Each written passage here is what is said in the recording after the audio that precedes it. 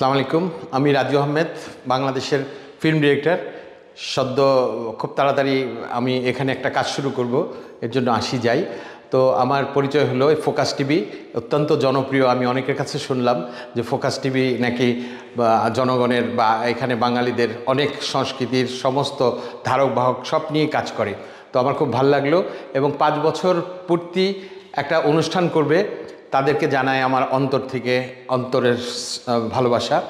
শুভ হোক এবং এই পথ চলা আপনাদের আরও ভালো হোক, আমি শুভকামনা দিলাম এবং বাংলাদেশের সকল মানুষের কাছ থেকেও আপনাদের শুভকামনা আমরা পৌঁছে দেব। ইনশাল্লাহ আপনারা ভালো থাকুন, আমরাও ভালো আছি, আমাদের জন্য দোয়া করবেন।